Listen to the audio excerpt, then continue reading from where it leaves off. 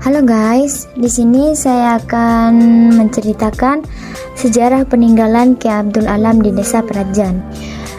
Asal mulanya bukan Prajan, tetapi Penyakjaan. Karena Ki Abdul Alam ini orang yang pertama membabat tanah Prajan, sehingga Prajan bisa dikenal luas dari segala penjuru. Pertama, Ki Abdul Alam ini istri pertama katanya Pri. Pri ini katanya berasal dari Khayangan. Wallahualam apakah Pri ini dari bidadari Khayangan atau yang lainnya. Yang jelas versi cerita ini seperti yang ada di televisi, yaitu Jaka Tarub. Ada yang mengatakan Ki Abdul Alam adalah Jaka Tarub. Ada juga yang mengatakan bukan jadi. Banyak versi tentang cerita ini. Awalnya, Prajan ini hutan. Ada seorang yang bernama Abdul Alam yang mendiami daerah ini. Waktu itu, beliau belum mempunyai istri. Beliau berjalan menuju sumber mata air dan melihat ada banyak perempuan mandi di sumber tersebut. Jadi melihat banyak perempuan yang mandi tersebut cantik-cantik, akhirnya dari sekian perempuan yang mandi tersebut diambil satu bajunya. Lalu baju tersebut dibawa pulang, sehingga ketika perempuan yang lain kembali, hanya tinggal satu orang yang tidak bisa kembali karena bajunya tidak ada. Kemudian dibawalah perempuan yang tidak bisa kembali tersebut ke kediaman Ki Abdul Alam. Singkatnya, perempuan tersebut dinikahi oleh beliau sampai mempunyai keturunan yang bernama Kiai Abdul Nasir. Oke, di sini saya akan menentukan apakah yang diambil dari cerita tersebut, ciri-cirinya apakah termasuk dari kearifan lokal atau bukan. Oke, di sini kearifan lokal tercermin dalam setiap aktivitas masyarakat seperti religi, budaya, dan adat istiadat masyarakat yang beradaptasi terhadap lingkungan tempat. Dengan mengembangkan suatu kearifan dalam wujud pengetahuan atau ide, nilai budaya serta peralatan yang dipadukan dengan nilai dan norma ada dalam aktivitas mengelola lingkungan untuk mencukupi kebutuhan hidup. Ciri-ciri kearifan lokal tersebut adalah sebagai berikut yang termasuk dalam cerita tersebut. Yang pertama, mampu bertahan terhadap budaya luar. Contohnya kayak seperti Ki Abdul Alam yang berguru ke Sampang, atau termasuk Bujuk Aji Gunung dan beliau dinikahkan dengan putrinya serta beliau dijadikan menantu oleh Bujuk Aji Gunung. Dan ciri yang kedua, memiliki kemampuan mengintegrasikan unsur budaya luar ke dalam budaya asli. Contohnya, akhirnya Ki Abdul Alam dan istrinya kembali ke Prajan dari pernikahan beliau. Dan yang ketiga, mampu memberi arah pada perkembangan budaya.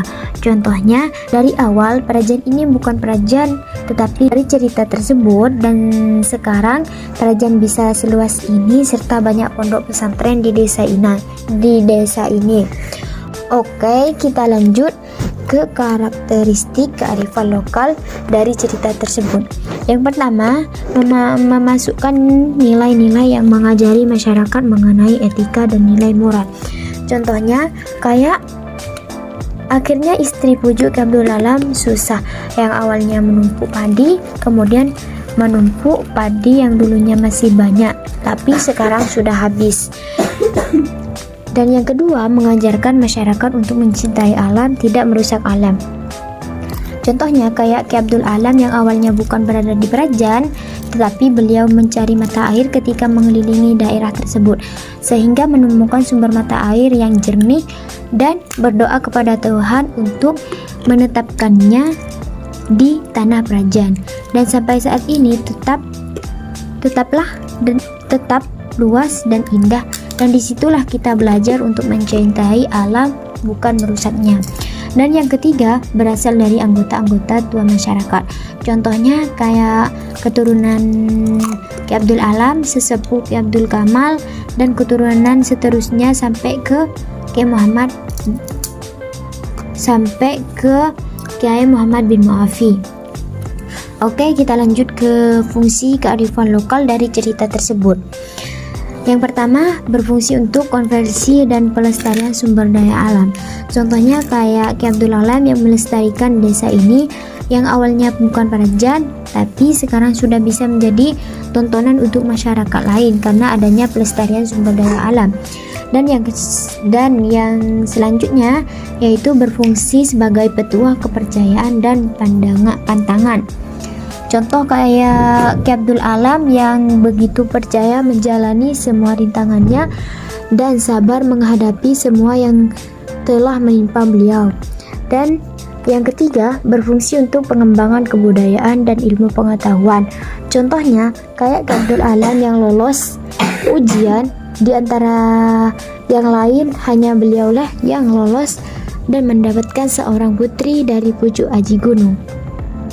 Oke, kita lanjut ke bentuk-bentuk dari cerita tersebut. Di sini terdapat bentuk yang pertama ada berwujud nyata, yaitu berisi benda cagar budaya atau tradisional. Benda-benda tradisional hasil karya masyarakat juga banyak menyimpan kearifan lokal, seperti senjata dan tekstil. Contohnya adalah keris yang sekarang masih ada di tempat beliau, yaitu Langker Timur. Jika dilihat dari aspek seni, keris memiliki fungsi sebagai seni simbol, dan keris dapat pula menjadi perlambang dari pesan sang empu pembuat keris. Dan yang kedua ada tidak terwujud. Selain bentuk kearifan lokal yang berwujud, terdapat bentuk kearifan lokal yang tidak berwujud. Contohnya, petua yang disampaikan secara verbal. Menurut wawancara kemarin, belum tentu benar semua. Soalnya beliau menceritakan hanya yang beliau tahu dari sesepuh dulu. Oke, kita lanjut ke potensi kearifan lokal dari cerita tersebut.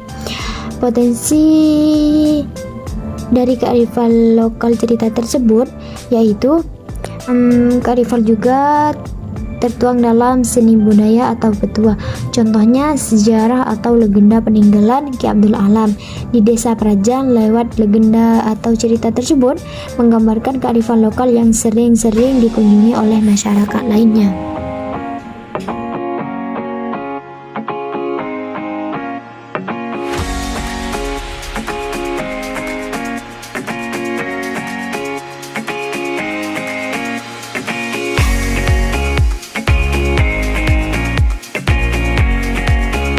Oke guys, sekian dari cerita saya. Itu adalah hasil dari pembuatan makalah saya. Apabila ada kesalahan, saya mohon maaf ya guys. Assalamualaikum warahmatullahi wabarakatuh. Semoga bermanfaat ya. Dadah.